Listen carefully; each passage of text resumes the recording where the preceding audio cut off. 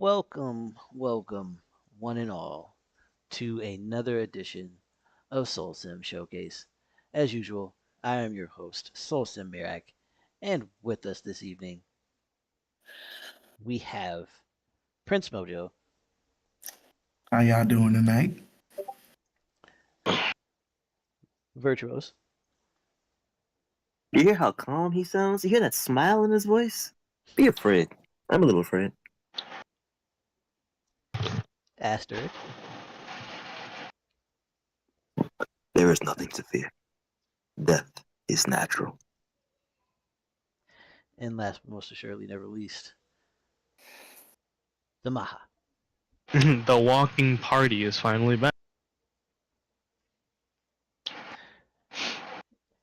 When we last, I'm sorry, it's Friday, which, that means we're doing aspects and envoys, if it weren't already obvious by the information on your screen.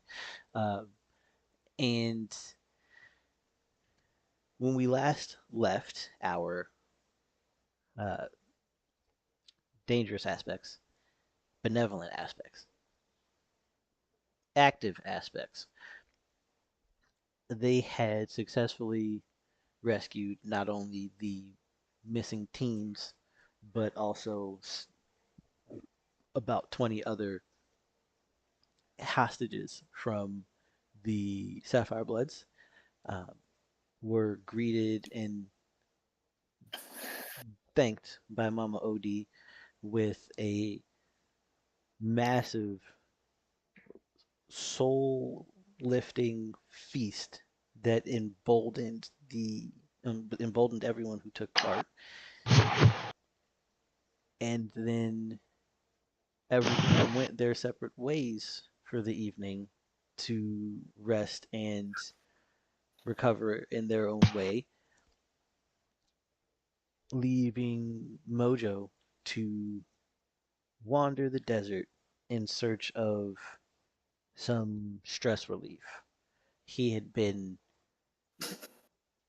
rubbing shoulders with the politicians and dignitaries of Osgiliath for the last 12 hours, and got a nice buzz going before receiving that soul lifting meal, and wanted to see what his new limitations were. So he went looking, stumbled into some bandits that tried to extort him, at which point he revealed that they did not trap him, he had in fact trapped them, and knocked out one and allowed the other to run back to his home. At which point, when the individual felt he was safe, Mojo launched the unconscious thief at, at terrible speeds towards his once companion, and the two of their bodies collide, burying a massive hole in an otherwise very sturdy wall, leading directly into the city of Tholfaze. And so that is where we will pick up this evening with Prince Mojo staring through the massive hole in pink mist that is permeating the air before him. The walls stretch in either direction as far as the eye can see and give off golden this dark golden green glint as the uh, as the crystalline veins of the upper canopy and the stalactites that hang from the ceiling shine light towards. the enclosed space. Through the mist, you can see several silhouettes rushing towards your location. And what what are you doing in this moment? Are you going to stand where you are, or are you going to walk into the city?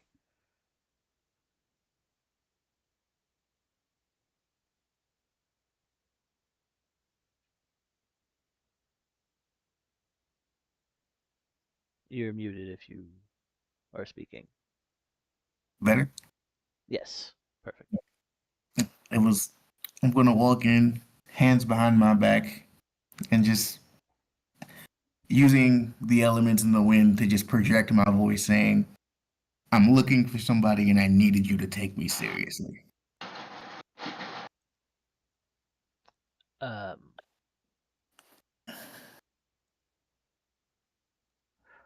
oof. Uh, that is some.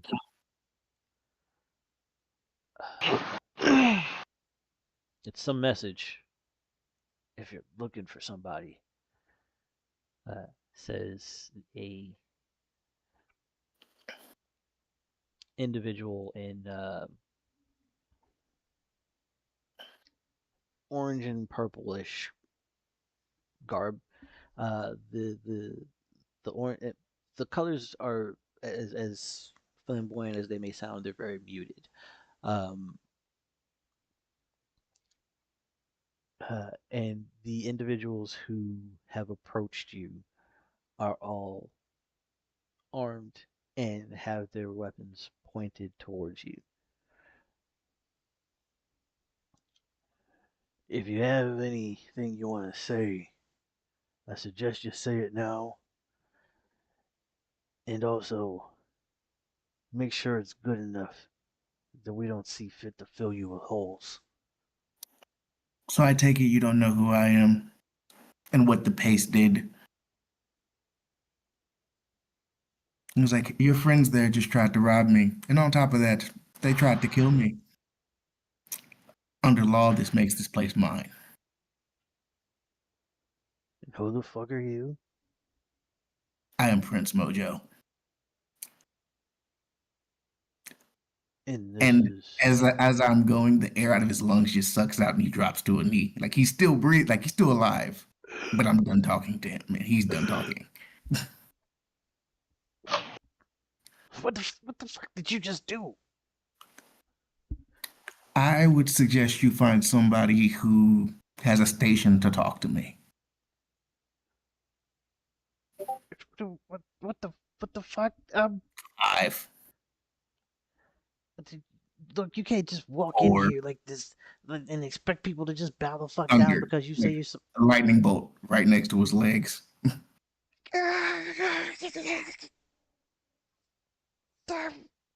You can't. Three.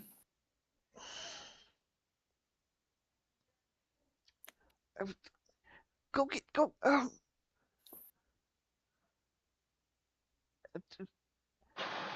At this point, you hear a flapping of wings, uh, and a and your senses will let you know.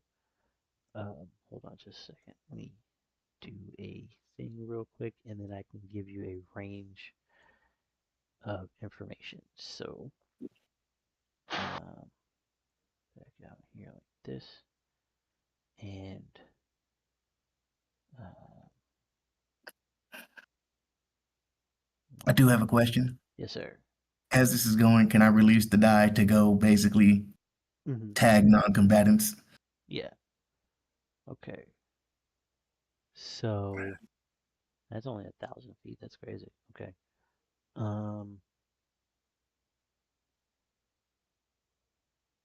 All right.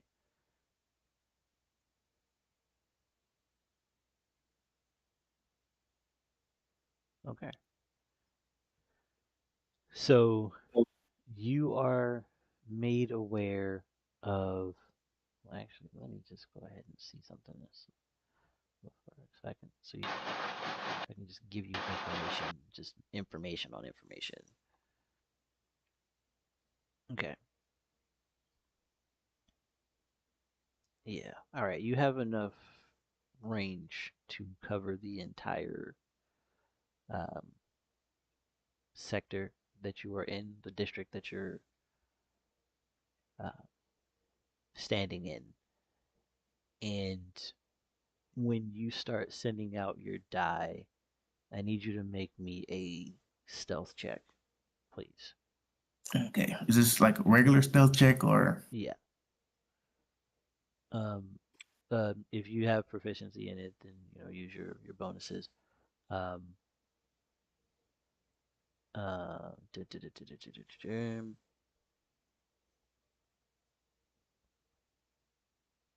Because like here, stealth is like a 34, but mhm. I've been gone for a minute, so core 4. So, uh, your your your you said it's a 34. Yeah.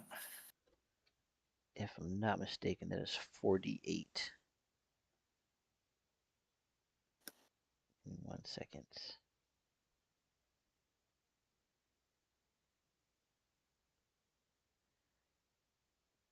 Yep, 34 is 4d8. So you would roll 4d8 e8. Like 48, what? 4d8 e8. E8? Mm-hmm. For the exploding on eights. Okay.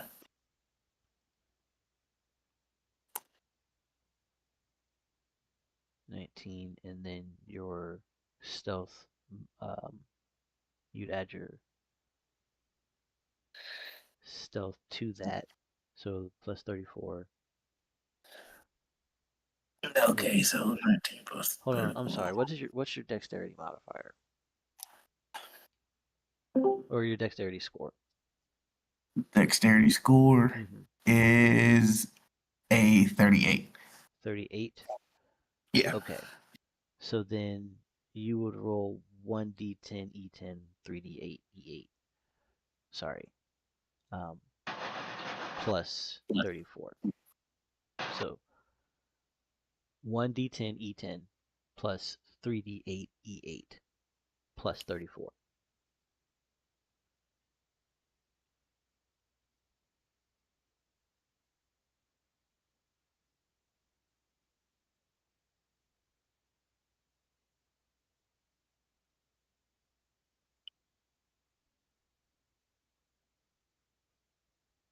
Okay, Coolios. Um,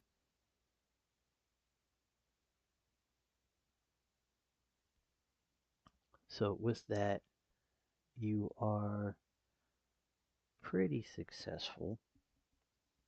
You're dispersing them. No one in your immediate vicinity knows anything about what you're doing. Um,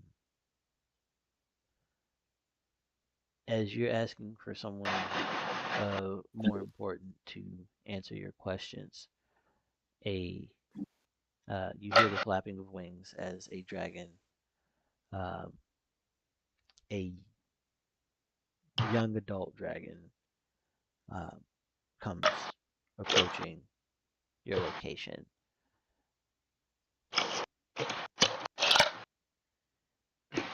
And as he approaches, he says,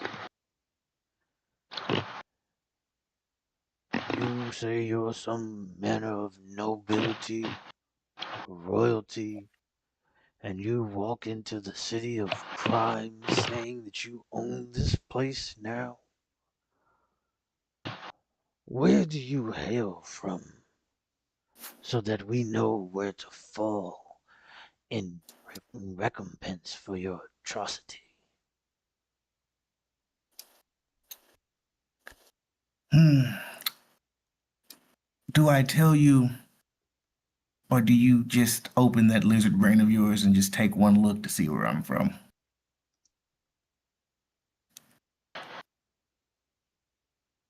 "Oh, you are one of the Olu. pretty far from your fishbowl, aren't you? Mm, yes. And unfortunately, some lizards decided that I was going to be dinner, so I've come to repay. So,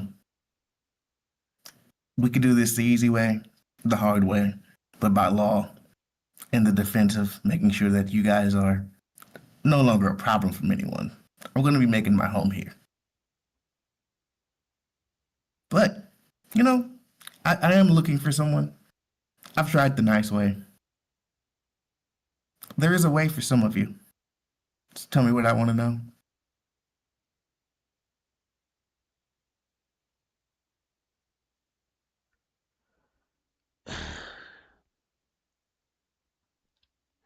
You're funny. You know how many criminals, bandits, soldiers, mercenaries are housed in these walls.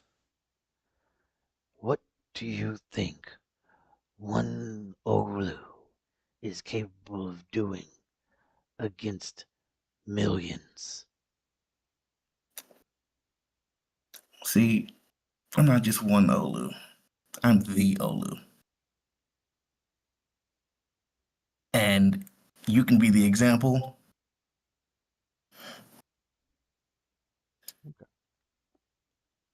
Or, no, yeah, you could just be the example. All right. And uh, at this point, he rears back, and you can see his chest swelling as he inhales. All I'm going to do is buff up and drop a shield, which would be like, what, I'd say give me an extra 100, like spend like 100 of it, of the space, Okay. and I'm walking forward. Okay. And so as this dragon begins to exhale his lightning breath, tendrils of plasma begin to spew forth from his mouth and reach out in sporadic arms, trying to grab hold of you, but due to your mastery and manipulation of your immediate space, they are unable to make purchase as they slap and crash against the air in your immediate vicinity. And in response to this, you can see anger, frustration, fear in the eyes of this dragon as he begins to intensify his exhalation,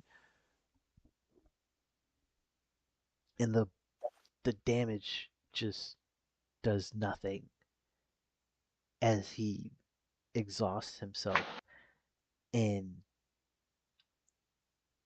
you can see it the moment when the breath itself loses its fuel source, and the the dragon descends back to all fours as he exhausts everything within his massive lungs. What do you do in this moment? I think after it's done, I kind of looked to my left, looked to my right, and I was just like, an example must be made, and I'm gonna rage. And you know, one of the blades is gonna come down. It's gonna be a little black void, and the other one's just gonna be a black fire. And I'm gonna whirlwind this man.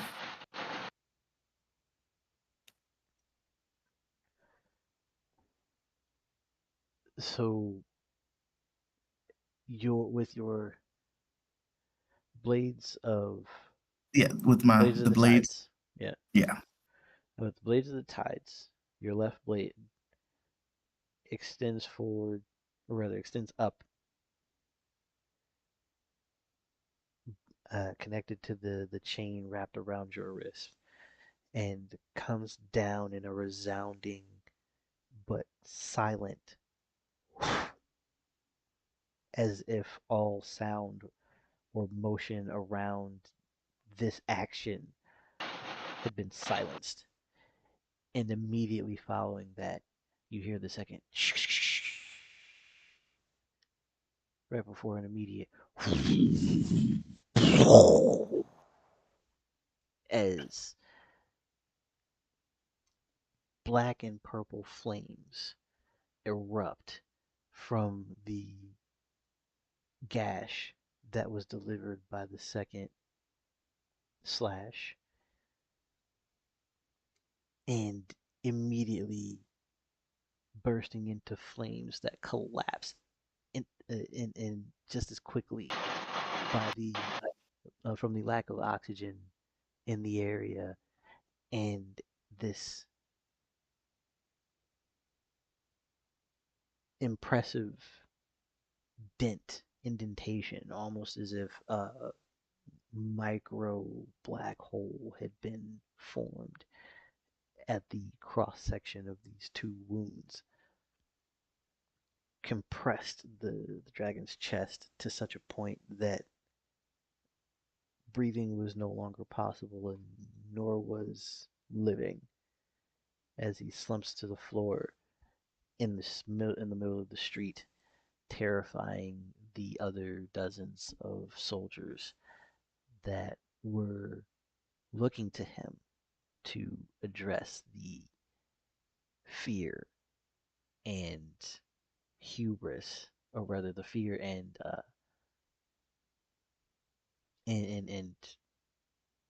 confusion that they had been experiencing from the moment you burst down this wall.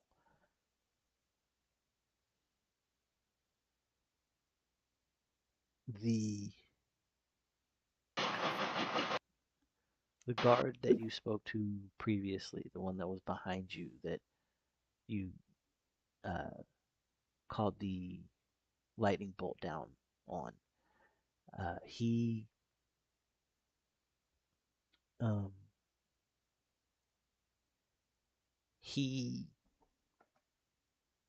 begins to run out of the hole that you made as if he's trying to flee. As a matter of fact, several of the soldier or the mercenaries of bandits around you begin to scatter as you lay waste to this young adult dragon. And then you hear, "Oh, he was a really good kid." Aren't they all?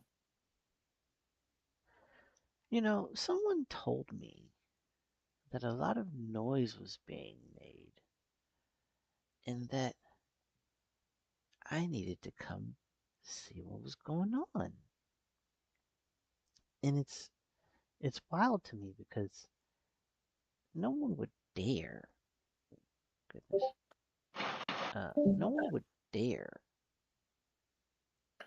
eh, uh, ever, ever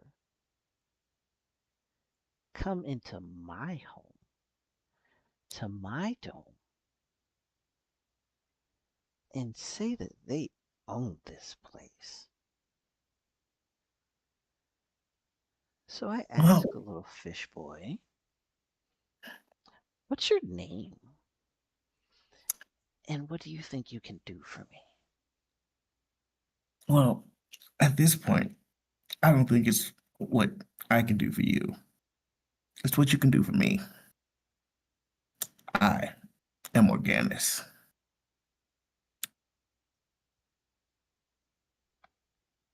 And My, after going through, hearing the legends, the myths, and seeing it in action of how you guys are supposed to be feared, you guys are the worst of the worst. I just don't see it. And I think it's high time this place found some control. mm,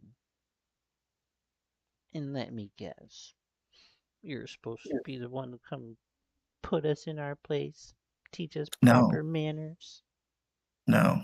I'm paving the way. Hmm. I have no problems being the villain. Others are much better suited to bring stability.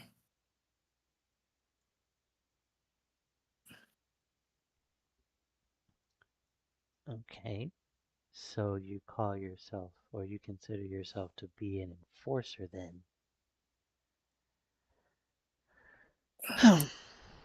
More the vanguard. The Vanguard. I'm sorry. My sincerest apologies. As this um, mahogany skinned female approaches you, uh, and as she gets closer, she you can notice that the strands of her hair appear to be or resemble that of the stars. Uh, there there seem to be constellations moving through her hair as she approaches you, and the fur on her thighs mirrors this cosmic uh, distortion. Um, her obsidian or Vanta black ears hang down beside her face and frame her cheeks very nicely as the bodysuit she parades around in hugs her so tightly you can see her navel.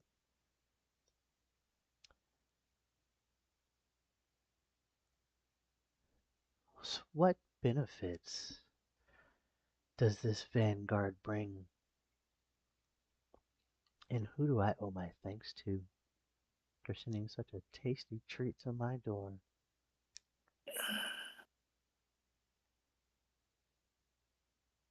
She crosses her arms and rests one hand on a cheek on her cheek. I was just like, seeing as this place needs more stability, as I was saying, I believe this would be a nice base for the new aspects. Okay. And you wanna rent some space? Mm, see, that implies that there'd be somebody over us, and it's not going to work that way. Oh well, that you make it sound like you're trying to put someone over me, and I don't work that way.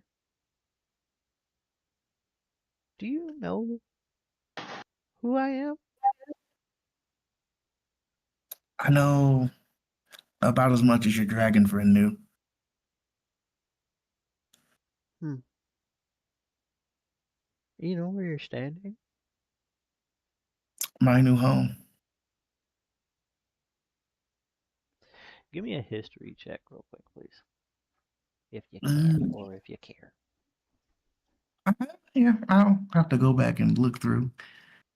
History, well, with the fucking plus 100 is stupid. Okay. Um. So with your die offering you assistance, you are able to recall, quote unquote, very loose quotations, uh, that based off of the architecture and the wall that you walked through, you are in Tholfaze, which is the actual like the if there were a capital of Tholfaze, this would be it. And of the three or of the major factions in the area, you are talking to the leader of the largest.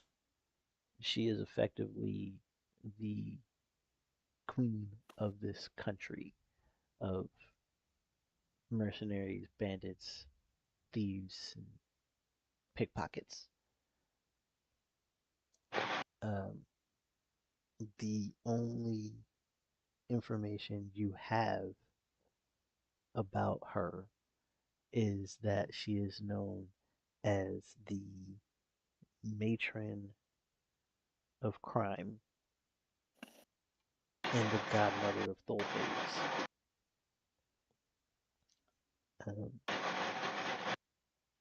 and give me a d20, just a luck check, please.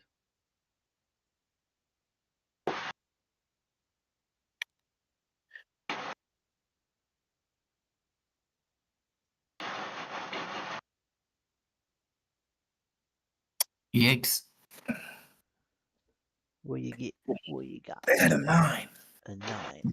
Okay. It's a big 9. It's standing tall. Okay. So you know that she has a reputation for encouraging selfishness, thievery, and exploitation of others. Um, that is how individuals rise through the ranks of of the um, of the Broken Dawn. And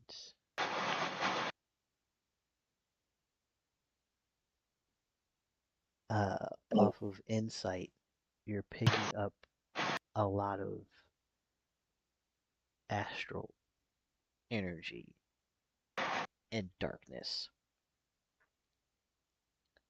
And it's almost wafting off of her body, but in in a fashion similar to how you contain the space around yourself.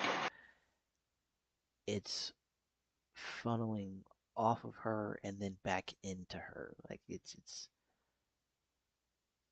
you can feel that despite your how much control you have over the vast majority of space around you, if you tried, you could not move her,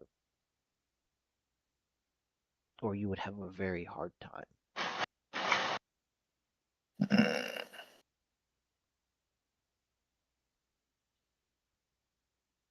Just getting that sense. He's just there's a sense of Yeah. respect. Like just like the first time, he's just like, there's somebody here I actually challenge. Just the little nod of respect, and he's also going just like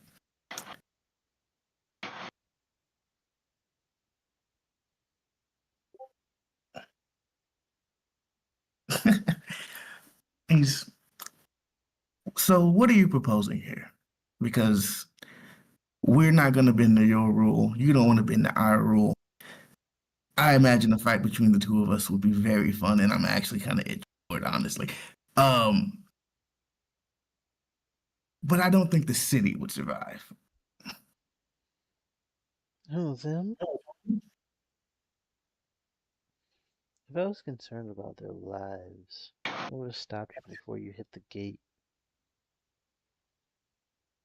No. I'm going to test you. I'm gonna hurt you. And we're gonna see if you can hurt me. How's that sound? You wanna wrestle? And I she think I do. like her brow furrows and her eyes narrow, and you can feel her heart beat a little bit faster as she kind of spreads her stance and readies herself. Uh, the her the width of her forearms begins to expand, uh, and the hair that covers it uh, balloons almost like a drumstick leading into her wrist, and you see that her fingers begin to morph into paws, and they look they look dense,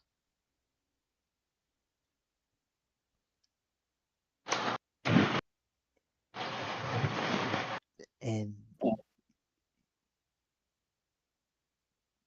what do you do as you see her body tense up? Just a laugh. He's and as he's chuckling, it's like the first time he's actually really been able to let loose. And this entire landscape just gets immediately surrounded in a storm.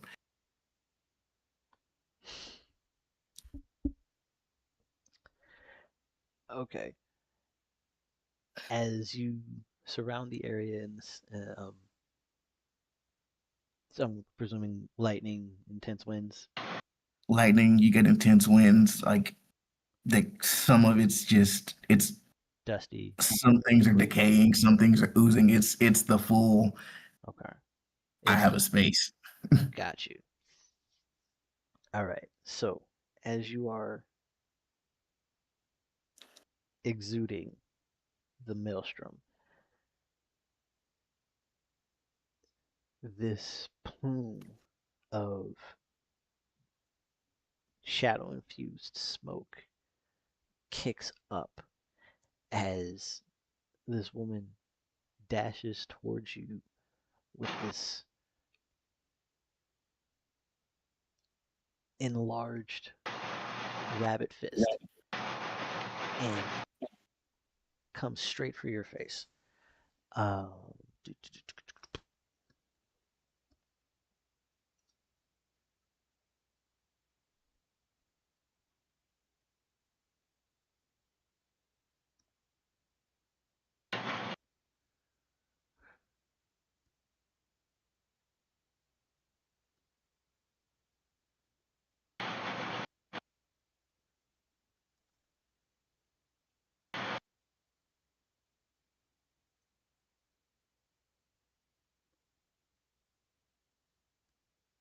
sorry. Okay. Um, and she connects with a hard right to your face and then immediately goes into a flurry of 7 blows to your chest that uh that she then follows with a sweep kick to your inner right thigh, knocking you slightly off balance before taking both hands and clubbing you across the face a second time and sending you. Well, actually, give me a Constitution saving throw, please. Was that core four constitution? Yes. So just take your modifier. What's your Constitution modifier? 11. 11. So that is the 3d10 1d8. Um. So did I have you roll that one? No, I didn't. Okay.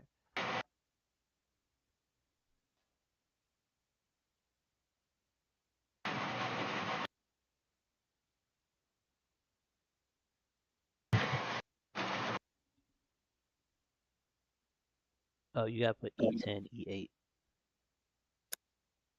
Okay. Yeah, because it needs to know what explodes.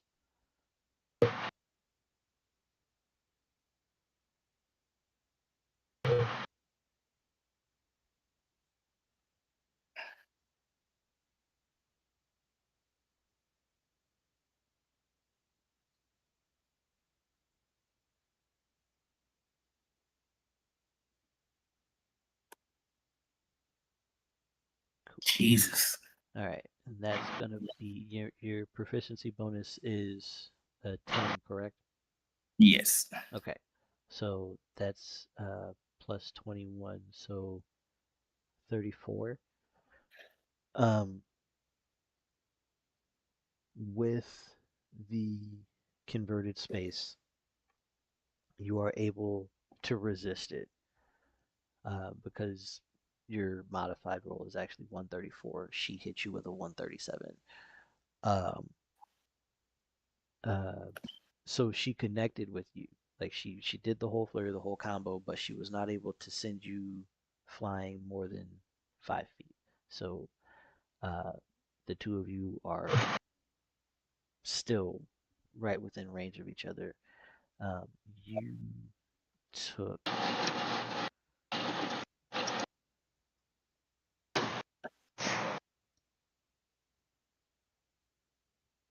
And that converting the 100 was how many temporary um, for the armor? for the temporary hit points. 100 feet is uh, I believe that's 15. It's 15 per 10, so it's 150.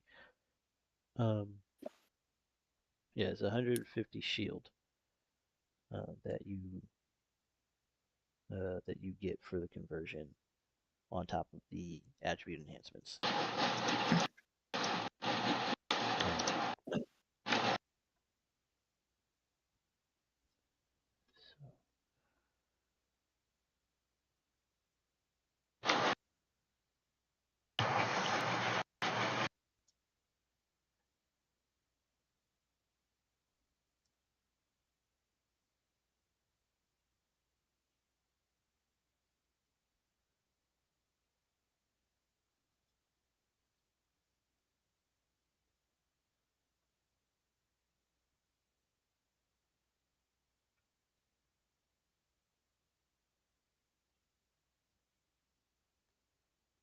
okay. Okay. So the first punch that she dealt almost completely shattered your shield. And then the flurry of blows to your chest cut through that. And then we went into your temporary hit points. And because of the enhancements from your space conversion, you actually have temporary hit points because of the con increase. So, in terms of direct hit points that you took, it was, well, actually, Also, I am raging, so does that cut that in half as well? Because yes, it it looks does. like it's Resistance to yeah. everything. Yeah. So, so that's only 5.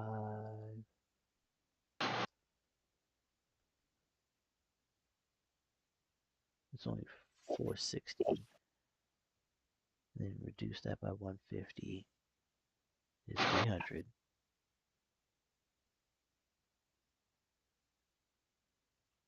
Okay, so your the extra hit points that you got from spatial conversion uh, just got taken out. On the plus side, you still got 690 space left. So, um, sorry, you still have 600 space left because you converted 7. You converted Mhm. 100. Okay, yeah. So you still have 600 space left to play with. Um, And now it is your turn. Okay. Just still with the laugh of realizing he can do what he needs to. As the last hit that she does, it goes to connect. He's Mhm. grabs her foot with the chain, Mhm. wills her, like spins it around to throw her down, and in one fist there is plasma. In the other one there's Hellfrost, and he's they're just going blow for blow, and he is gonna drop another like 150 of space Okay.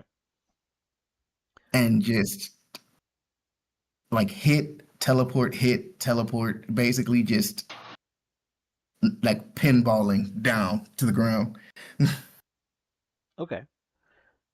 So as this ballet of carnage commences, the blows that you are exchanging between each other um, are numerous and powerful.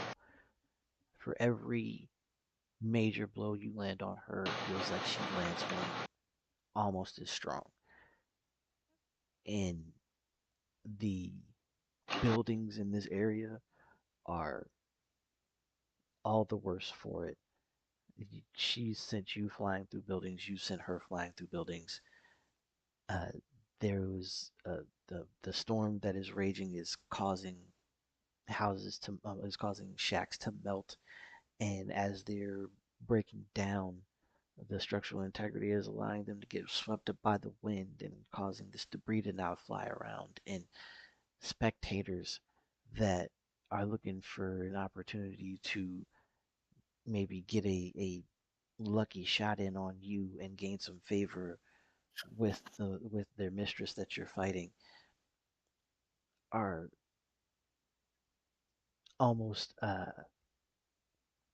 surreptitiously or serendipitously, as if luck was your best friend right now, struck by debris as it flows through the streets.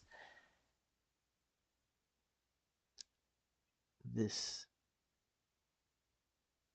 exchange between the two of you is the rush that you have been looking for since your shackles were taken off at the Aspect Hall.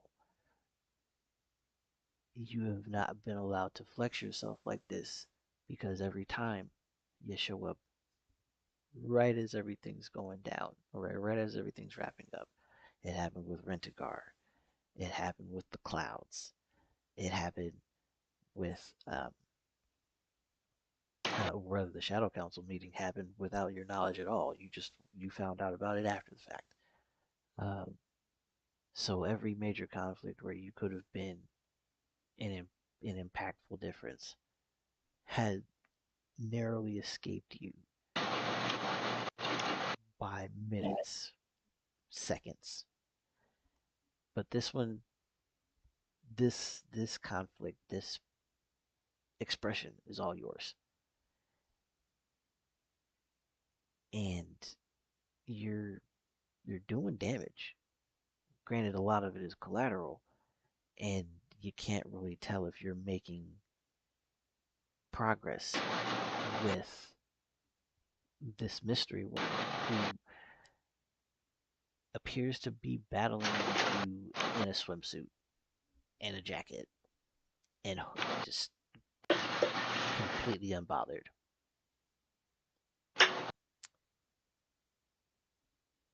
What's going through Mojo's head at this moment?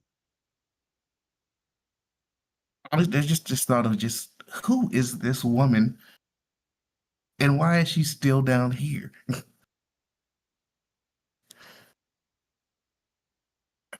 And then he's just like, I'll figure it out after the fight. And like he's just like he's that that full berserker like manic smile is just there. Like it's gone from him going like, "Oh, I'm taking this place over," to genuinely having fun. Okay.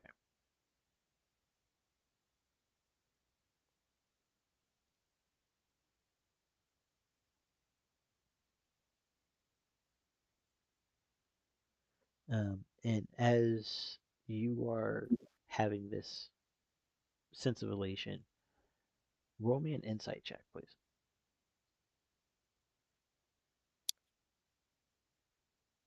Okay, my insight is 25. Okay, which Wisdom is 41 for the thing, so it's 15.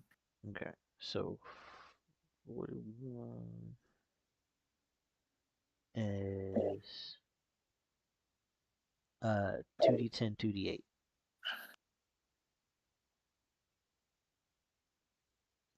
So 2d10, E10, 2d8, E8 plus 25, you said?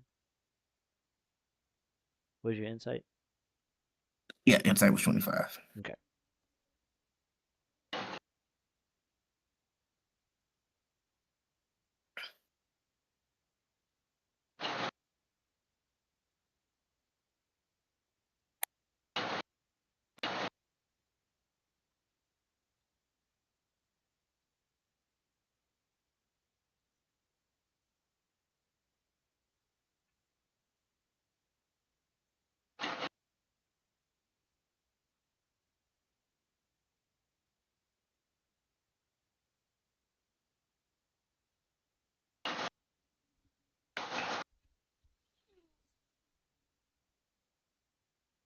Okay. So uh, you can you you get the sense that this conflict is stirring things within your opponent. Um, she doesn't seem to be angry while she's fighting you.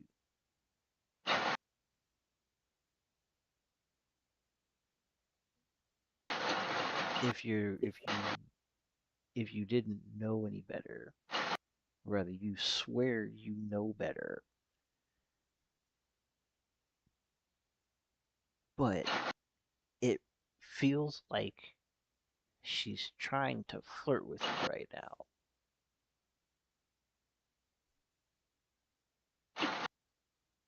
With the musing and the way that she, like, every time you land a hit on her, it's almost like she allowed it to happen because she strokes your arm, or she touches a part of your body gently, and this just starts like you start to notice this about 3 minutes into the fight.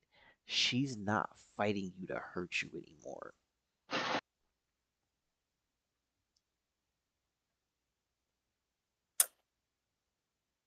I think just with his elation and everything else, like it's he would kind of start to kind of do the same thing, not necessarily pull back, but like just it's not like you said, it's no longer for like a life or death thing at this moment. They are literally fighting just to run these ones.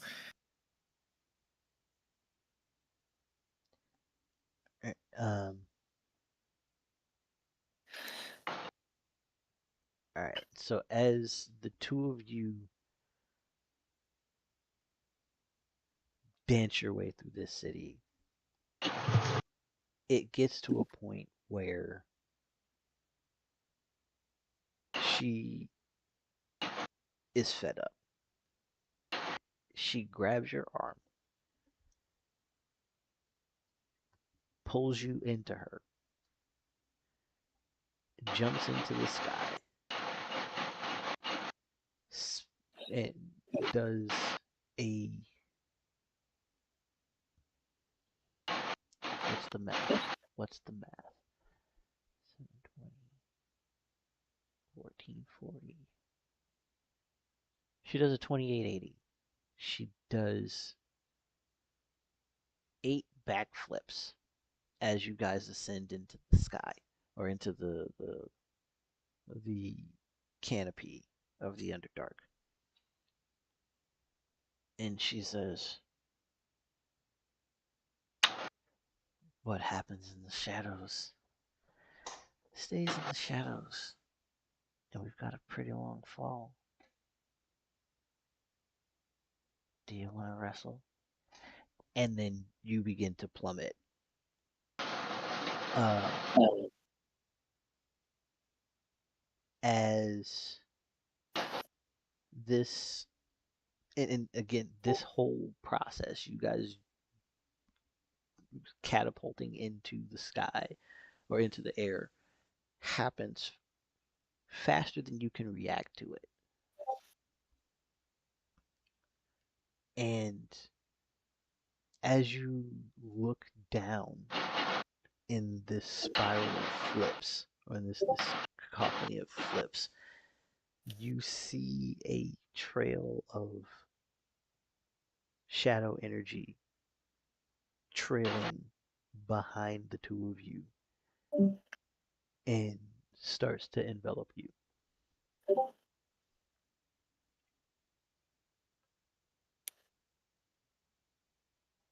What is Mojo thinking, and what is he doing? It's the challenge accepted. Mm-hmm. Um, he's as it's enveloping them, he's also condensing his space, and was just like taking this entire whole thing and just bringing it into like its own little pocket.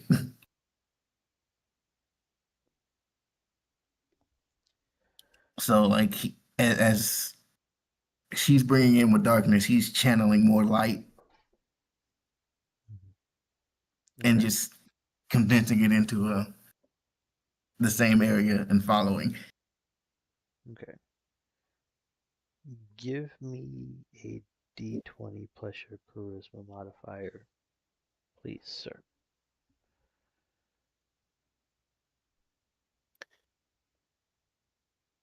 And then a d20 plus your con modifier. Explode them. So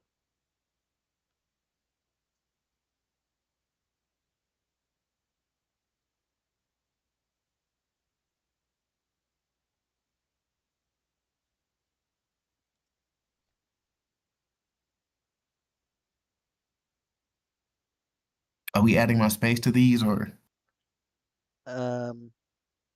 no. okay?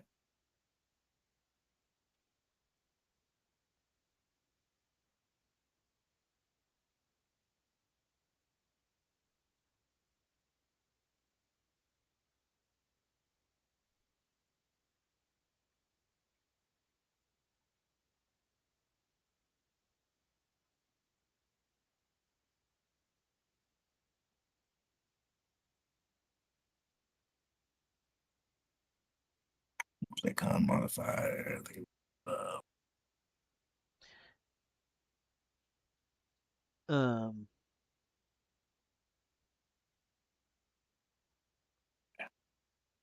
you can so how much did you convert? You converted 250? yeah.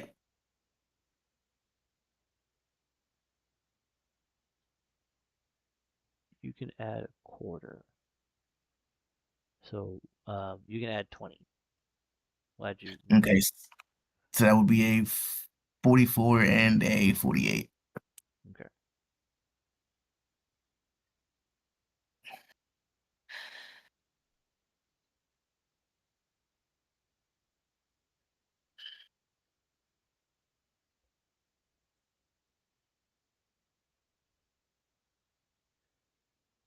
And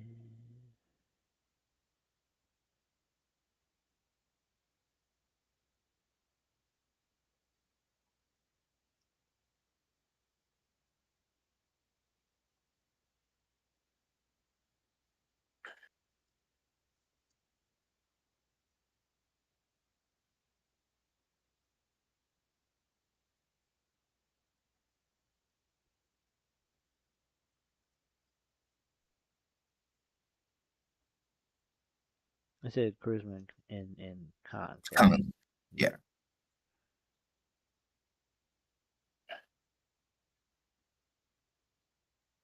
Okay.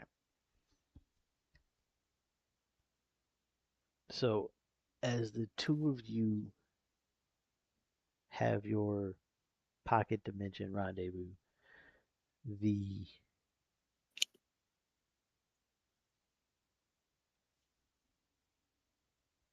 the finale of your dance results in this orb, this orb of darkness and light, uh, descending down into the rubble of Tholfaze near the broken dome that, or rather in the center of the broken dome that your dance partner calls her home.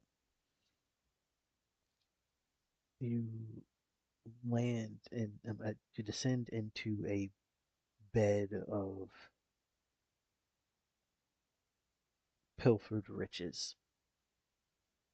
There's gold and valuables and paintings, and armors and weapons and all manner of things, very neatly organized around the room. And in the center is a bed of coins and jewels.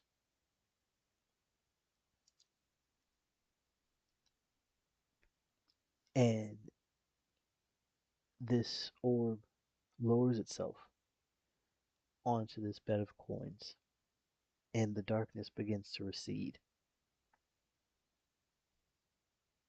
The woman is laying or leaning on piles of gold with one leg propped up and the other on Mojo's chest. And she has a very satisfied look on her face. You know, it's been a very long time since I have found anyone who knows how to wrestle.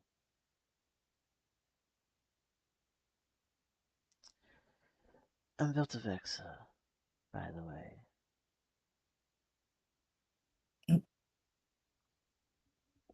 Pleasure to meet you, Prince Mojo. It's like, believe me, the pleasure is all mine. Um, she is dazed. You are bruised. Mm-hmm.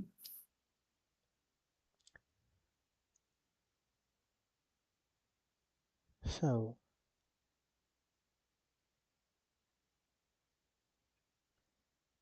you want to roll with me? I'm a hair's breadth away from ascension, and I could use a God King by my side.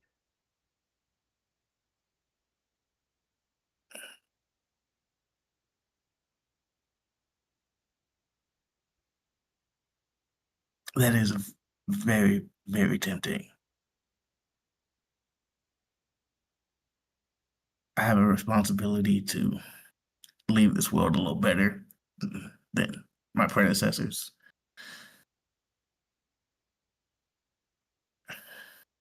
Okay.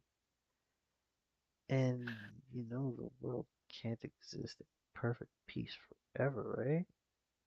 I can keep I can keep the Underdark in check. You know, give them new rules, new modes of operation, crack down on people who step out of line a little harder. That's fair, right?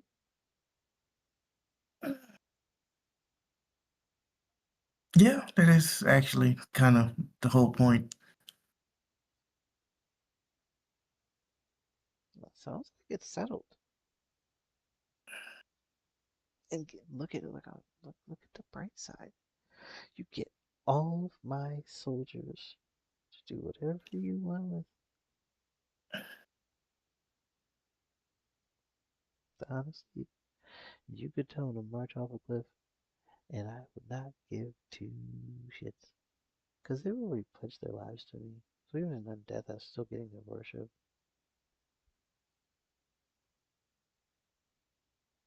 This close. And I don't want to do it by myself. Turn my dad into a prick. I don't want to be a prick.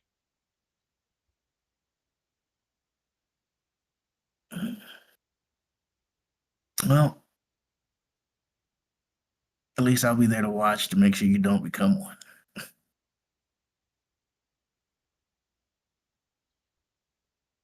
think this is the start of something very beautiful, Mojo.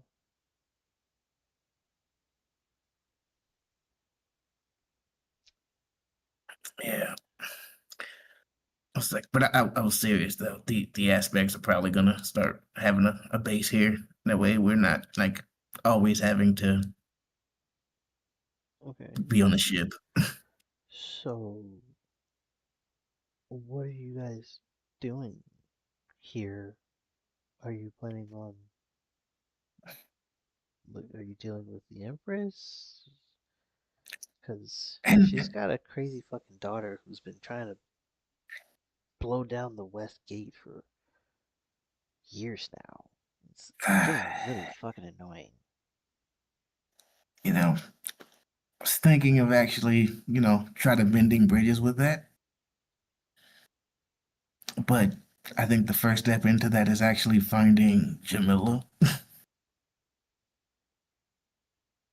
They don't know where she went. It's kind of the reason I came here. Wait a second. You don't mean the Queen's pet is missing? The Empress's pet is missing? Yeah, How is that possible? That I don't girl know, but walks I around with figured, gear core. yeah, I figured that if anyone would know that would be here if they didn't know how it happened there. Look, um, even with one of the princesses like knocking on my door incessantly, I don't really know a whole lot about how the bugs work. They keep it that way for a reason. Every person I've tried to sneak in gets skewered by the Azteki guards. Those are some dedicated exiles. You know, they're not allowed in the capital at all, and they're so dedicated to that shriveled fucking sack of chitin that they will fight tooth and nail, murder anybody who ever gets close because we're not supposed to be in the holy city. It's fucking bullshit, is what it is. If we're not supposed to be in your fucking city, why is one of your princesses trying to barge down my door? Who knows? I mean, I made a big commotion. She'll probably be here in the next couple of days. Oh no, We'll she's ask. she's actually marching this way. Um, uh, I was actually hoping I would be able to take care of you pretty quickly so I could set a nice little trap for her, but I'm in no position to fight anybody right now. Not like that anyway. And if you move quickly, you might actually be able to intercept her at the West Gate if you wanted to talk about something. She was getting on my last nerve, and I was pretty sure we were gonna have to fight soon. So if you don't want like a royal murder complicating whatever you got going on, go find Gigranka and calm her the fuck down. Yeah, Yeah, and also he's gonna look and kind of snap, and all those non-combatants he marked to just kind of reappear back in their area. They might need a new home as he gets up and leaves.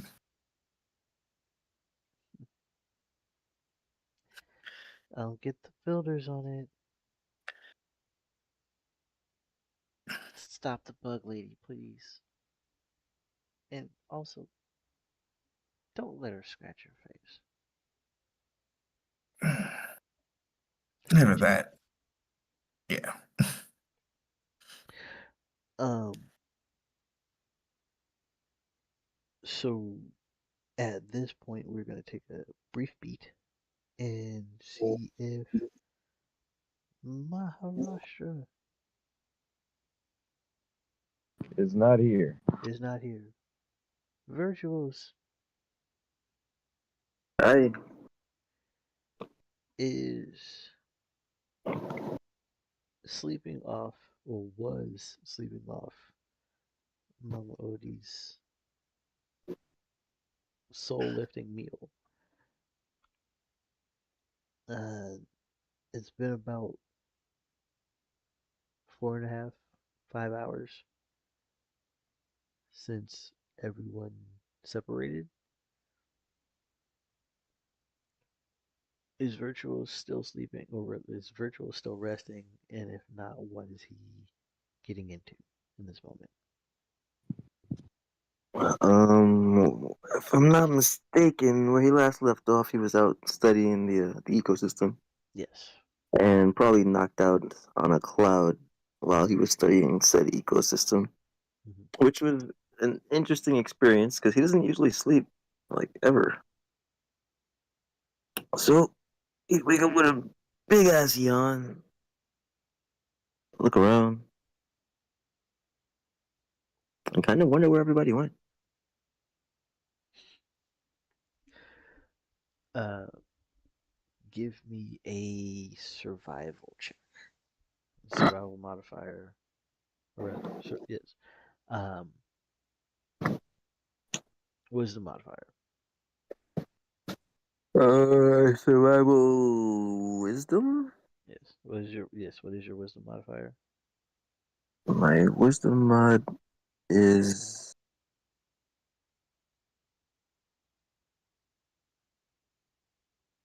Sorry, I just had it and somehow lost it.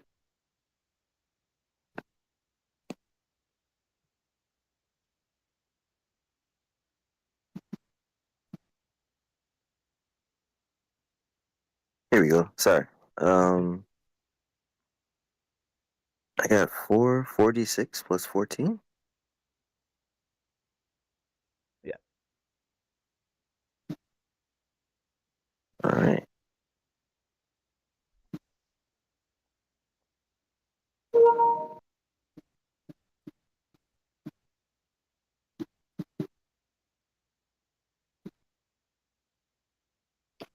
28. Okay. With a 28 survival, you, while being hyper focused on studying the ecosystem, you subconsciously tethered yourself to the general vicinity of Kale Enon, and from the vantage point of you have from your cloud, you can see that most of the village is asleep, save for the guards, and your fellow aspects are in various locations. Where I'm sorry, they're actually holed up in the quarters that you were gifted by Mama Odie. Though you do notice a very distinct trail of footprints that have not been disturbed by the wind on the dunes these past 5 hours. And there's only one person that you're aware of that leaves marks when they want to leave marks, and doesn't leave marks when they don't want to. Oh, well, that's both suspicious and intriguing. Kind of laying on his belly on the cloud, as if it's like a giant hammock, one arm dangling off. He would place a hand to his forehead, and I forgot the actual name of the spell. Kind of like a arcane eye, Mm-hmm. little like scrying eye. Yeah. He'd create one of those and send it after the footprints. Okay. So this, what does it look like? Just describe the Uh, scrying eye. when he Describe put his finger, the virtual she uses to see shit from a distance. when he put his finger to his forehead, um, these lines of kind of golden light would shine around it. Then the light itself would thread itself into filaments of magic that all wrapped and weaved together to create this sort of white gold eye with this brighter, almost like sunlit orange iris. It's fairly small, and he'd wrap it in an invisibility spell and then flick it with his finger, almost like those little paper football goal things to send it flying on off. Your scrying eye looks like a snitch. Yes. Okay, perfect. So, um, this golden wireframe ocular node rockets across the sands, tracking the footprints that you noticed to a dune, a dark dune cave to the northwest, and uh, at the entrance to the cave, the eye begins to pick up uh, three heat signatures that have been trapped within the cave by the the crags and the geometric distortions have allowed the heat to linger long enough for the eye to still trace uh, to pick up traces of their heat signatures. Do you send it further? Hmm. Yes. Is that well? Is there a way I can manipulate the eye, like change its shape in any kind of way? Yeah. What do you want to do with it? All right. Vert would clap his hands together and wrap his fingers as if compacting a snowball, and a sort of chitinous layer would kind of form around part of the eye, Mm-hmm. and little legs would sprout from it, to kind of give it burrowing capability. Mm-hmm. And then he'd send it onwards. Okay. So the eye grows legs, turns into a walker, and begins probing this chasm or this cavern, uh, tracking these heat signatures. And it travels 4 ways before the cave opens into a massive cavern with a river running to the right and a very clearly maintained and preserved walkway on the left side. Hmm. Continuing through this, or rather continuing into this structure, you start to understand that this is a maze.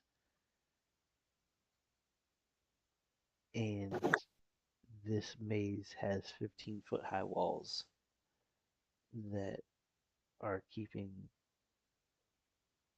the that will keep normal passengers or normal travelers confined within the walls. And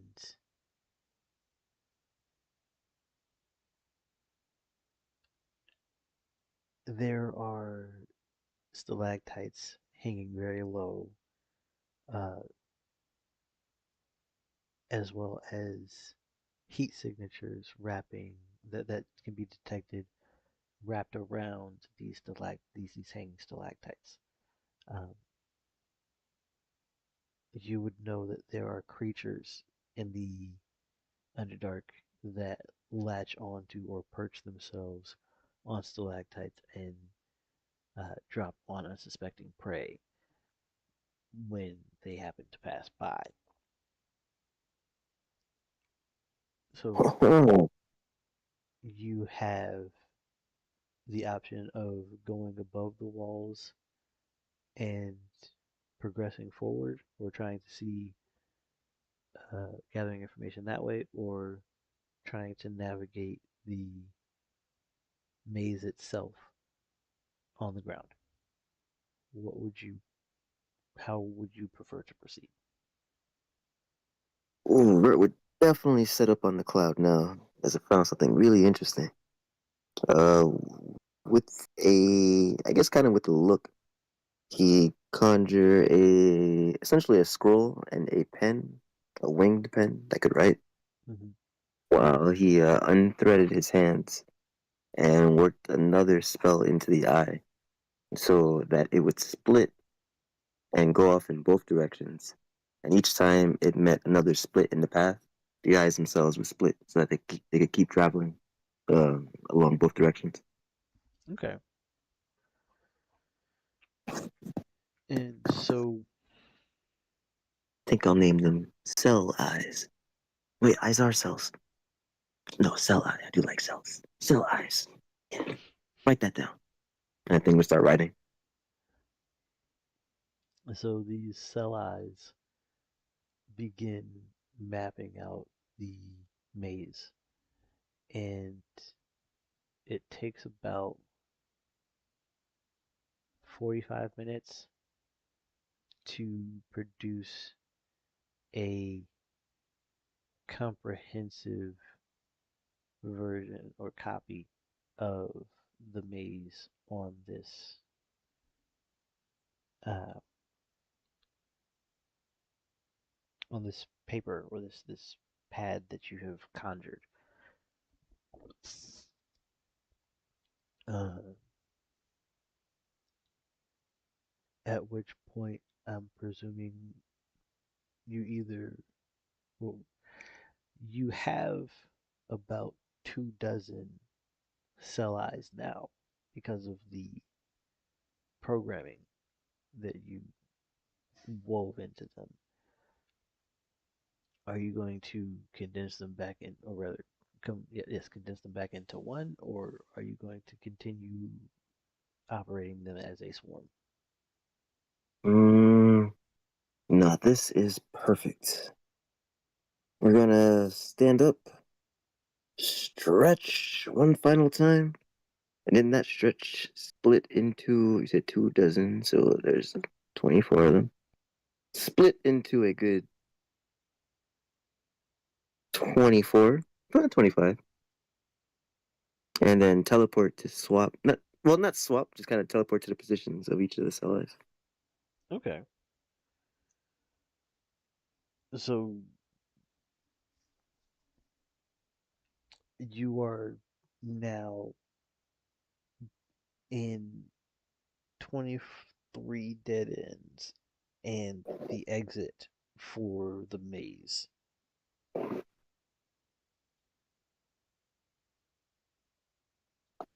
All of them together would inhale and then yell, "Hey, I think I won.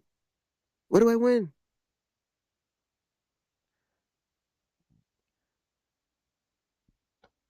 The one of you that is outside of the maze can see a path that continues north or in a straight direction, and there are strobing lights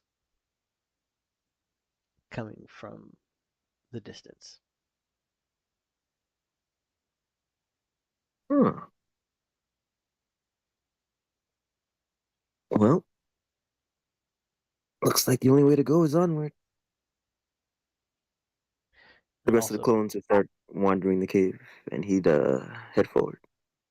okay, so for the clones that are wandering the cave, give me luck checks for each of them, and then, or actually, give me 4 luck checks, because having you roll 23 is not going to Uh, that's a roll. D20 or D100? We'll call it D100. Oh, wow, what a variety. My From goodness. 5 to 90. 5, 40, 74, 90. Sheesh. Okay. So, with the 5, roll me a D8.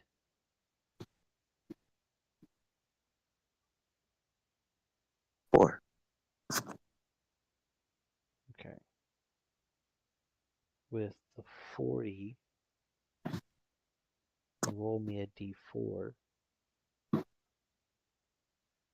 2. Okay. And with the 74, roll me a D10. 10. I don't know if that's good or not, but Okay, explode that for me, please, sir. that means I just roll again, right? Mm-hmm. All right. 5. Okay. And with the 90, roll me a D20. Oh, 6. Damn. I really thought that'd be a nat 20 for some reason. Um, you have inspirations, so you can re-roll that if you want to. Yeah, yeah. And nat 20 is right there. It's right. Oh, God, it's worse. 5.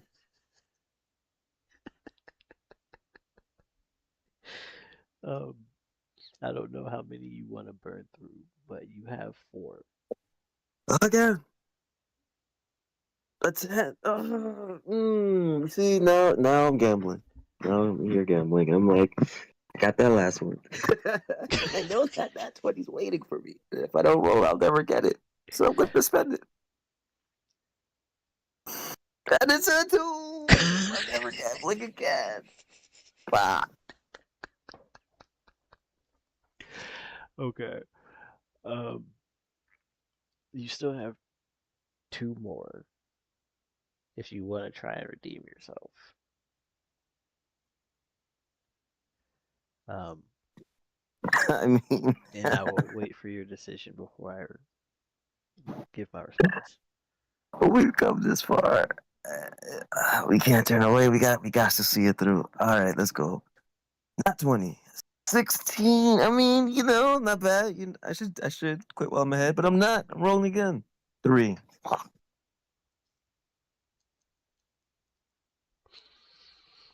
Okay. So,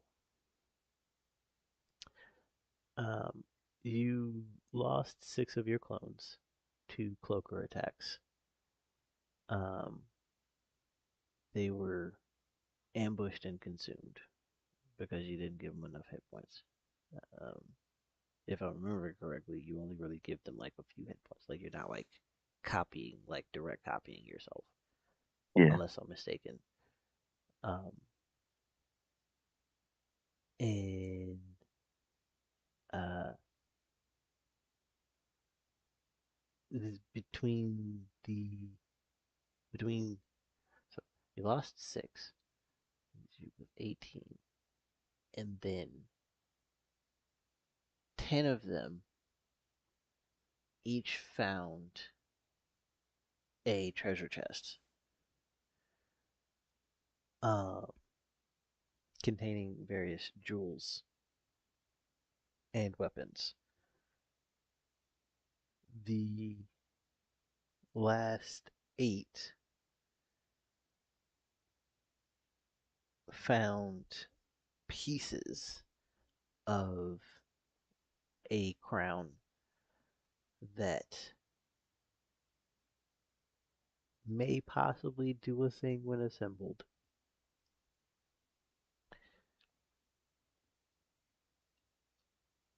Pieces of a crown that might do something. Oh, we're collecting that for sure.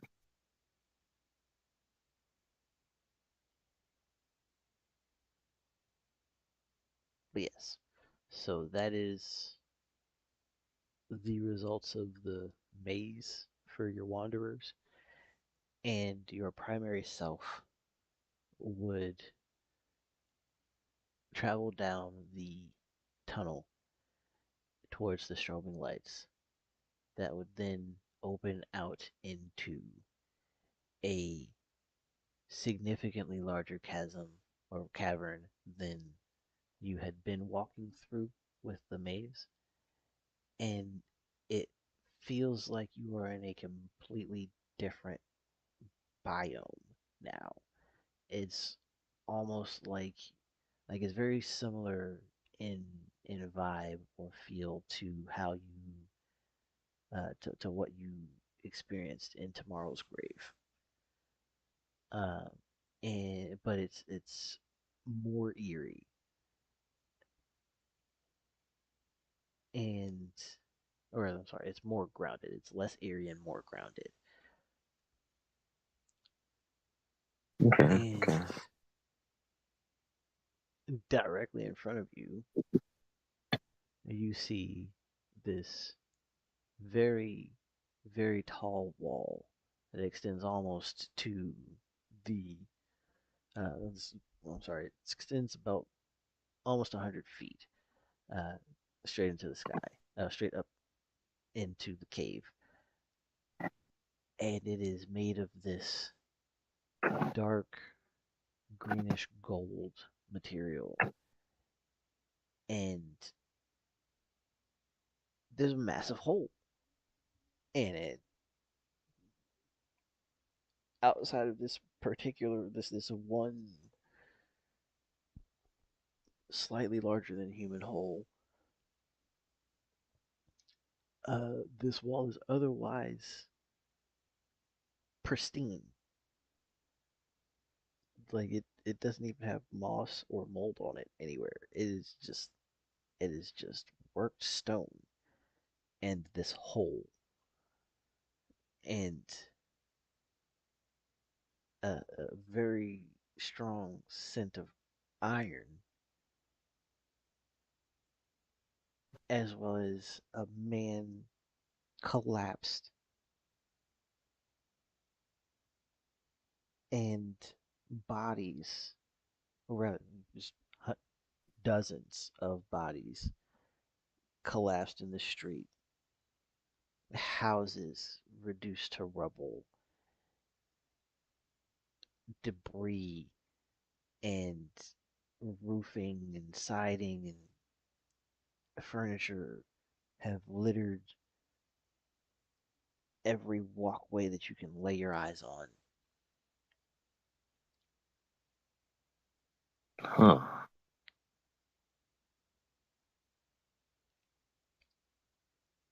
Bird's eyes would narrow at that. He had this look of wonder, like he was walking through like a cave. I mean, not a cave, like he was walking through a museum as he's looking at everything. But once he saw that, froze for a moment, looked around almost as if expecting an attack or preparing for something to jump out at him. But then really like took in the scene.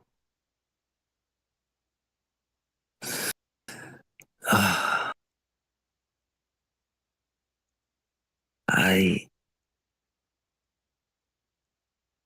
I need to be responsible. I need to be responsible.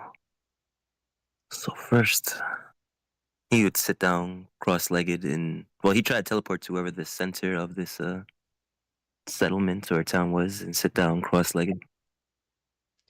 So Let's see you're what. gonna feel out the geographical center and teleport there. Yes. Or at least the center of whatever he can see right now. All right. So from where you are, you can see a giant dome in the distance, and there is a very large crack in the top of the structure. Um, Mm, and from where you're standing, you can math that you're in the dead center of the two gates that you can see to your left and right. okay. And those two gates appear to be equidistant from this dome in the middle. Or rather, from this Okay. dome, which leads you to believe that it's mirrored on the other side because the wall appears to be curved and you don't see any imperfections. So yeah, you're pretty confident that that dome is the center of this place. Okay. We, he would clasp his hands together to create more of those, not eye cells, we're gonna call them ocule cells. That sounds more natural, more like creatures. But when he made them, he would try to imbue a different kind of spell into them.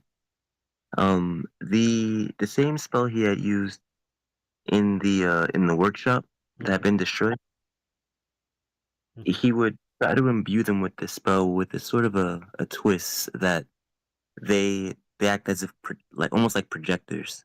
Mm-hmm. And so they're walking around, and as they're looking at the scene, looking at the dead, it's showing the history of what happened to them or what happened to the area. Mm-hmm. Okay. All right. So what your ocules are able to recover from the bodies that are scattered about is that most of them, well, first the guy closest to the hole, you see him talking, pointing his sword at someone, and then he starts gasping for air, falls to a knee, and then passes out. The body 10 about 100 feet from that guy, he you saw him standing, get startled, scream as a bolt of lightning strikes next to him, and then get struck by a bolt of lightning himself. And as you move through the wreckage, running this protocol through the ocules, you see more and more people getting taken out by random things. Uh, a brick colliding into someone's ribs. This over here. Um, uh, a truss from a house careening across a street and taking out someone's legs at the knees. Um, um, uh, you see people getting lifted into the air and then just falling down to the ground. The number of varied deaths that these ocules are showing you is reminiscent of a extremely intense battle or sheer chaos.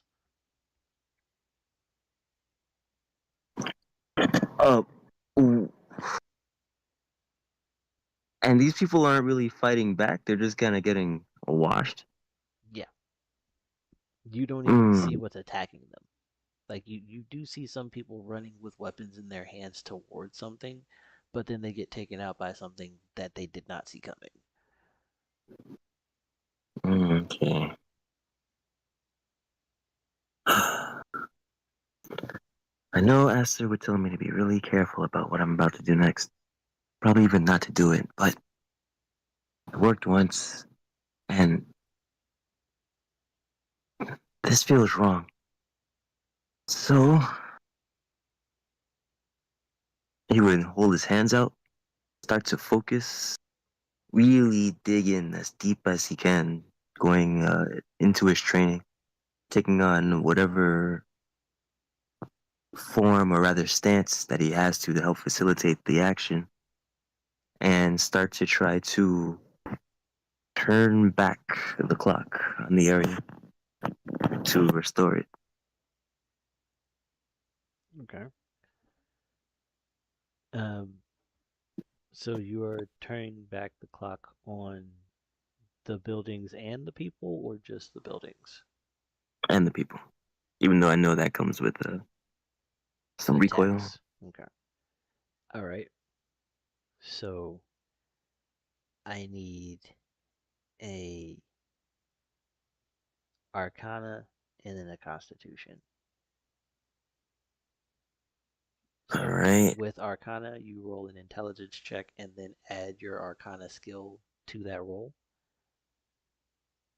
uh, plus your savant bonuses, which I believe are already included. But yes, Okay, I think I have that copied and pasted here.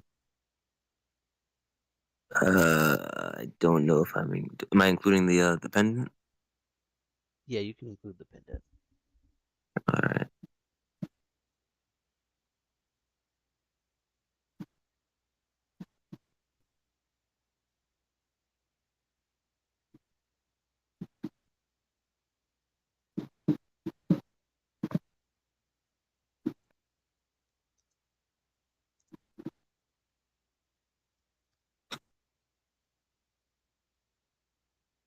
I think I rolled that right. I feel like I rolled. Ugh, I rolled atrociously though. Sheesh.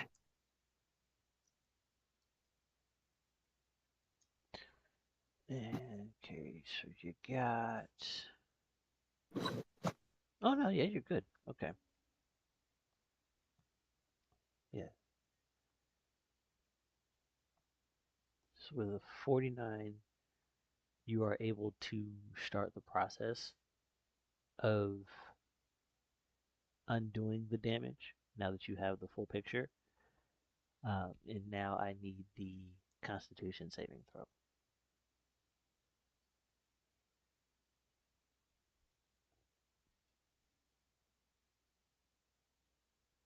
My mod is a 5. Ooh, that's a D8 3D6. Okay.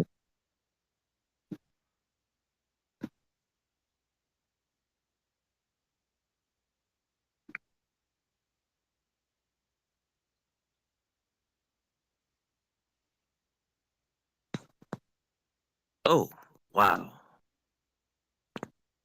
A 9. Okay. Some incredibly bad rolls. Only I had some inspirations I didn't burn through like a fiend a moment ago. Yeah, you could have stopped at the 16. You could have. But I also encouraged you and informed you. So it's my fault. But no, no, I'll take part of that. I'll take part of that. There was no stopping me once the opportunity was there. You said I got 7 of these hoes? I got 7 of them? Hold on. What do you mean I have my proficiency in inspiration every session? What? Wait, what? Really? Yes. It's like why do you think Zevral uses so many inspirations every session? Anytime he does anything, it's like I mean he has luck. He does have luck, but he also has inspiration. All of you. Zephyr has a whole instruction manual for a character sheet. I don't know Yeah. what he can do. um, but yes, no. Uh, the cap for your inspiration is your proficiency modifier, or rather your proficiency bonus, and um,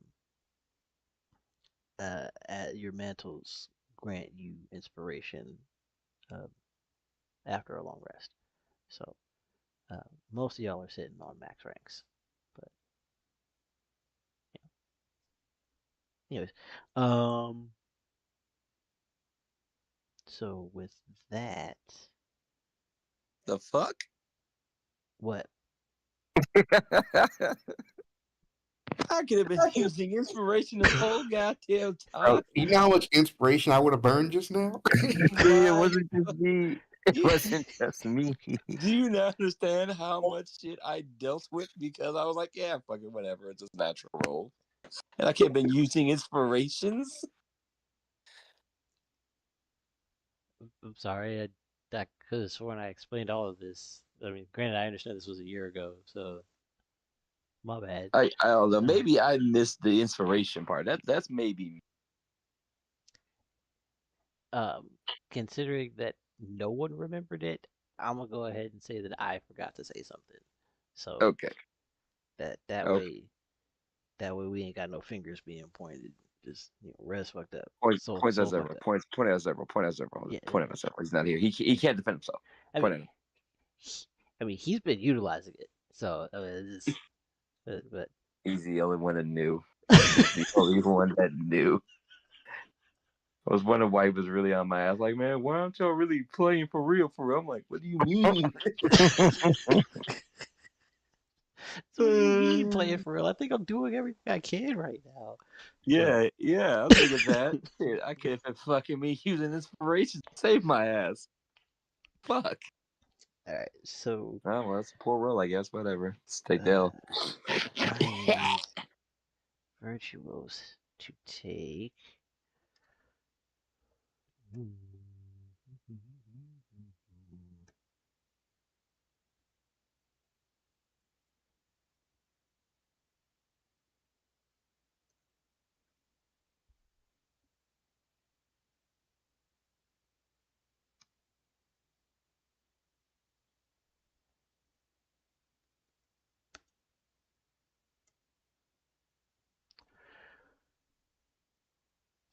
Vert, you take 57 points of damage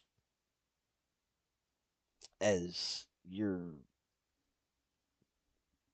brain has to process all of the minds that you are reconstructing, and your body has to endure wrangling and redistributing souls to their appropriate bodies.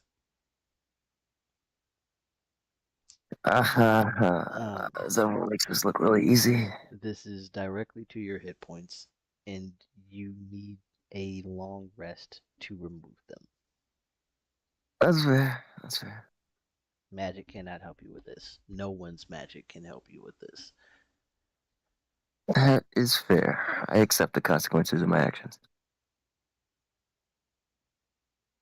Hell yeah. You said how much? 50?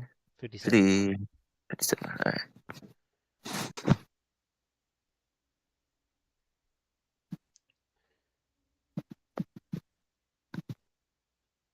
And before we. No, I'm sorry. You are able to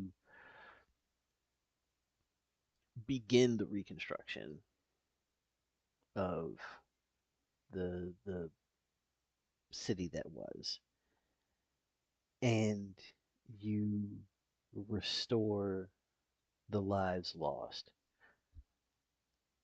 They are not in perfect health, but they are alive, and they are in one piece.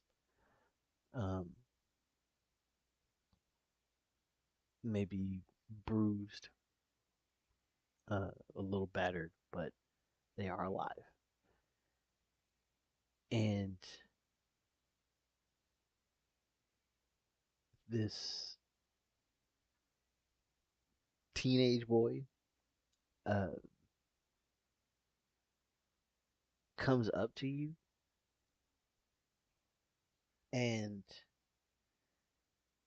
says, "Did you just do that? Did I see the magic right? Did you fix everything from that battle?" Ah, my head. I did I? He opened one eye, looked around. Oh, I think I did. Kinda. Are you okay though? What happened? Um, um, the the Shadow Queen got in a fight with some guy and tore through town. Um, they were fighting for a real long time, and then they just stopped, and everything looked like what you saw. Oh, jeez. I guess I gotta go stop them. I should probably tell the others. Who are you? I'm just I was gonna say some guy, but now that other guy put a bad spin on the title some guy. So now if I say some guy, I'll sound like I'm a bad guy too. So I'm the other guy. Yeah. Yeah, you can call me other guy. And I'm here to stop some guy. Well, other guy, uh, thank you for reviving my brother. Um, he tried to sneak the guy and got hit by a rock, but thanks to you, he started breathing again. So I I'm playing a rock. wanted to say We're kind of thanks. squinting. Could you describe what some guy looked like? Um, yeah, he had like blue skin, purple hair, he did a lot of flashy stuff. You mind if I just take a? He would kind of like reach in as if he was like pulling a feather off of someone's shirt, Mhm. but try to pluck the memory out from his mind and manifest it to see what the hell. Okay, This all sounding really familiar. so um, what you can see from the kid is from a window. Rather, you hear a loud explosion, and then he runs over to a window, and he's looking out the window, and he sees a Genasi wearing purple and blue and gold. Uh, some very familiar attire. He's about 100 feet away, so it's not like extremely detailed, but you got the general silhouette No, of his body, and then you no, you no. see you see a bunny lady walk up, and I'm sorry, you see a dragon float up, and it starts breathing lightning, and the lightning kind of like whips towards the perspective of this kid, but then it wraps around this creature, but it does nothing to him. And then the dragon collapses. And then Mm, this bunny lady walks up and starts talking to the guy. And they talk for a few minutes. And then wind comes out of nowhere and it starts raining and thundering and lightning and buildings start melting. mm. And Just then no regard for anyone else. I know a group like that. people started running into the streets. Had people with weapons, and people with weapons were getting hit by stuff. And he looks over and he sees his brother scrambling underneath the bed for a thing, and he pulls out a spear and you know comes over and puts his hand up to him, tells him to stay where he is. He's gonna go make a name for himself, and Mm, he runs out the door, and gets ready to charge, and then gets hit in the left side of the head by one of those greenish gold blocks. Hits Mm. clean in the head and just lodges there. He falls over, and uh, then you see tears welling for a long time, crying, some darkness, and then uh, light returns, and it's two brother gasping and brick no longer present, and you weaving your hands in the air. Huh. Oh, all right, friend. I'm really happy you're okay, and you guys should probably not do stuff like that anymore. I mean, not until you get stronger. Like do some studying, maybe some jumping jacks or something, and then maybe try. But What's you your know, passive practice. perception? I'm proficient at it, but I don't know. Okay. Um, so you're proficient in perception. Yes. Okay. And all right. So while you're talking to this kid, um, uh, he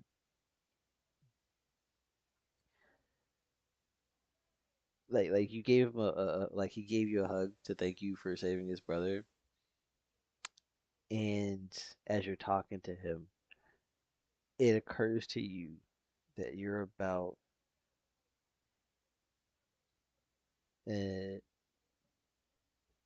3 ounces too light. Oh. Oh no. What? What's wrong, mister?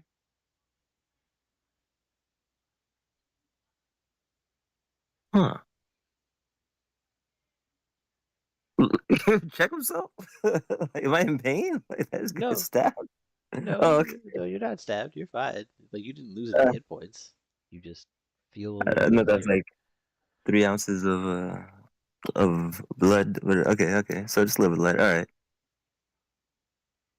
right. Well, I'm really meticulous about my stuff, and I feel like I just lost some of my stuff.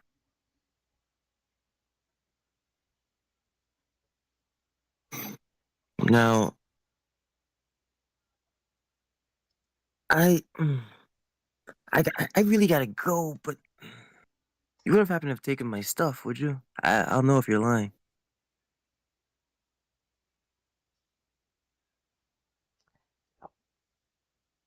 I, I'm sorry, sir. I'm not really good at the the thieving stuff. It's kind of my brother's bag, but I I wanted to try and make up for him being hurt for a little bit. And he gives you back the one platinum coin that he took out of your bag. Huh. Thank you. All right, now I kinda have to go beat up my friend, but I'll make you a deal. I'm gonna come back, and if you have helped make this place a little better, helped your brother, and all that, then I'll consider that work and pay you for it. So yeah, you'll just earn the money. You can just ask. You don't have to take. Well, maybe around here you have to take, but you don't have to take one. I'll be back. I gotta go. I need zoom off. Okay. And Don't die again. on that note, we will step over to our resident cleric and preacher Howdy. of free will, Mr. Wadox. Oh, the Maha has returned, He Yes, yes. has. Sanity and all. chomping on something apparently. Um, um, Maharashtra, is there anything that you would be doing other than sleeping at 4:30 in the morning. I'd probably be up at 4:30 in the morning. You know, going through my general exercises, working out like a machine. Okay. So you're working out. Cool. Mhm. Noted. Wandox, Mm-hmm. what are you setting us off with, my good man? Wandogs was not there. It was a red tiefling girl who was singing songs throughout the night to try to give Song of Rest to people who needed it. Just Okay. to kind of set up a nice, calm, chill mood.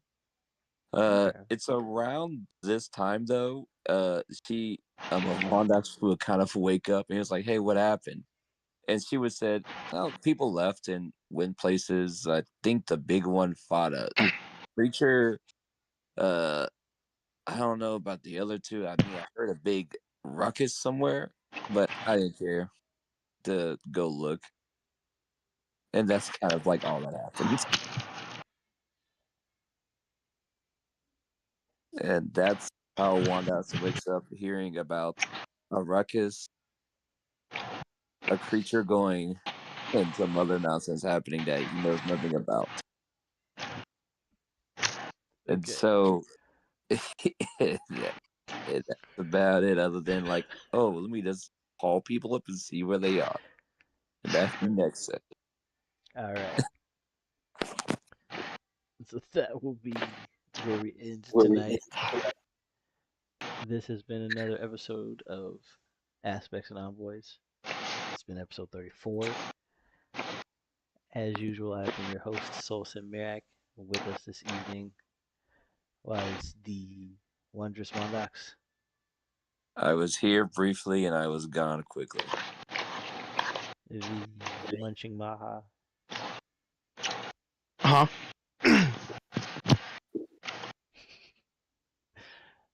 the veritable Vyrtuous, You ever, like, as a kid, write on a chalkboard, and then some other kid takes an eraser and erases over everything you wrote? I kind of feel like I was the kid with the eraser today, and I'm so sorry. And then I got robbed.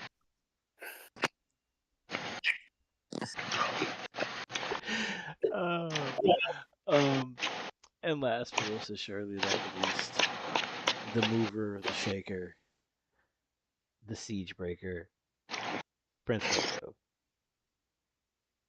I got us a home. Another one.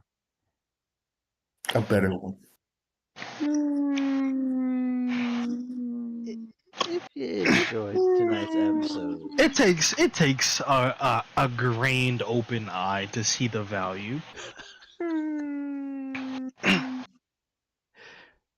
It takes a fourth eye. Yeah, let that man sign us out, dog. So we got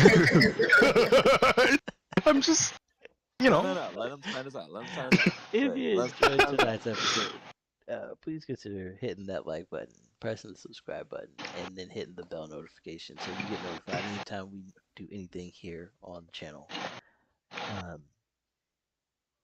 We will be back next week with, I believe we might be recording some Marvelous Deceptions, and then